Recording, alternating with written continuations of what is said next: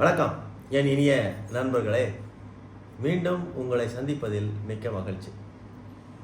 இன்னைக்கு நான் என்ன பேச போகிறேன் அப்படின்னா, நம்ம ஊரில் நம்ம நண்பர்கள் நிறைய பேருக்கு, என்னி உட்பட, சொந்த வீடு வேணும் அப்படிங்கிற ஆசை நிறைய இருக்கும்.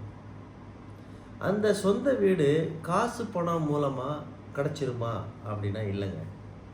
அதுக்குன்னு ஒரு சில கொடுப்பனை வேணும், பிராப்தம் வேணும்.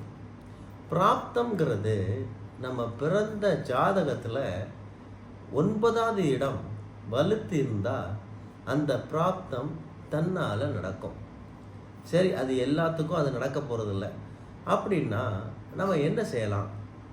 சொந்த வீடு வேங்கிறவருக்கு நம்ம என்ன செய்யலாம் அப்படின்னா, நமக்கு தென்னிந்தியாவில் வாழ்கிற நமக்கு ஒரு பெரிய ஒரு கொடையாக நமக்கு கிடைச்சது திருச்செந்தூர்.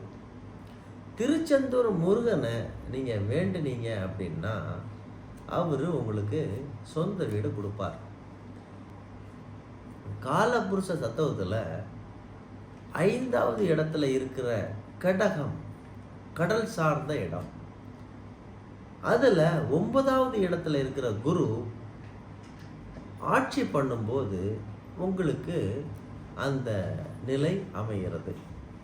இதுக்கு நீங்கள் என்ன செய்யணும் அப்படின்னா, பௌர்ணமி நாட்களில், இல்லை பௌர்ணமி நாட்களில் உங்களால் போக முடியல அப்படின்னா, ஒரு வியாழக்கிழமை, அதாவது புதன்கிழமை இரவு அங்கே தங்கிட்டு வியாழக்கிழமை அதிகாலையில் நம்ம திருச்செந்தூர் முருகனை தரிசனம் பண்ணி அவர் தரக்கூடிய விபூதியை வாங்கிட்டு நீங்கள் உங்கள் பூஜை ரூமில் வச்சு வழிபட்டால் உங்களுக்கு சொந்த வீடு கிடைக்கும்.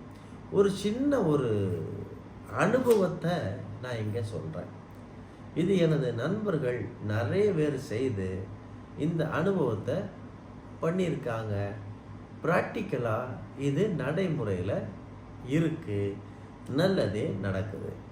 இதை நம்ம நண்பர்கள் தெரிஞ்சிருக்கிறதுக்காக இந்த பதிவை நான் இங்கே விளக்கமாக சொல்கிறேன். நீங்கள் என்ன பண்ணணும், ஒரு புதன்கிழமை இரவு அங்கே போய் தங்கிக்கணும்.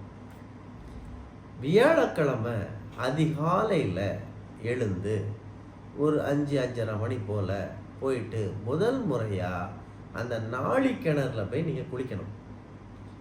நாழிக்கிணறுல குளிச்சுட்டு அப்படியே போய் கடற்கரையில் நீங்கள் குளிக்கணும். கடற்கரையில் குளிச்சுட்டு அந்த குளிச்சு முடித்த பிறகு அந்த கடல் மண்ணை ஒரு கைப்பிடி எடுத்து ஒரு பாலித்தீன் கவரில் போட்டு நீங்கள் கையில் வச்சுட்டு திரும்பி வந்து நாழிக்கிணறுல குளிக்கணும். அந்த கைப்பிடி மணலை நீங்கள் அப்படியே உங்கள் மடியில் வச்சுருக்கணும்.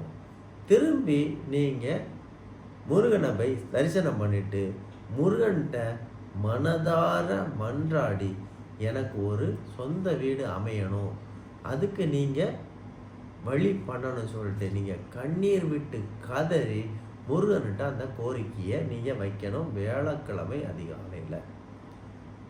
அதே நேரத்தில் நீங்கள் கடல் மண்ணை எடுத்த அந்த பாலித்தீன் கவரை உங்கள் மடியில் வச்சுருக்கணும்.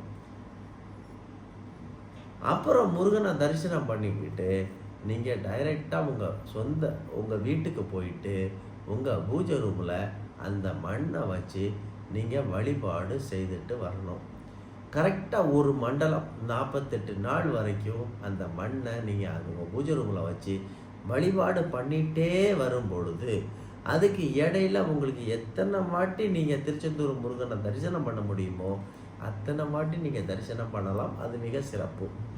ஆனால் அந்த 48 நாளுக்குள்ளே உங்களுக்கு ஒரு சில அறிகுறிகள் தோன்றும். வித்தின் 1 இயரில் உங்களுக்கான சொந்த வீடு கண்டிப்பாக அமையும். இது திருச்செந்தூர் முருகனுடைய அருளால் நடக்கும். ஏனென்றால் அவன்தான் குரு, அவன்தான் நிலக்காரகன். அதனால் கண்டிப்பாக நடக்கும். இந்த முறையை நீங்கள் பயிற்சி பண்ணுங்கள், இல்லை இதை நீங்கள் முயற்சி பண்ணுங்கள். கண்டிப்பாக எனக்கு சொல்லுங்க. என்னுடைய நண்பர்கள் பல பேர் இந்த முயற்சியை கையாண்டு வெற்றியும் கண்டிருக்காங்க. உங்கள் அனைவருக்கும் சொந்த வீடு கிடைக்கிறதுக்கு என்னுடைய வாழ்த்துக்கள். மீண்டும் சந்திக்கிறேன். நன்றி, வணக்கம்.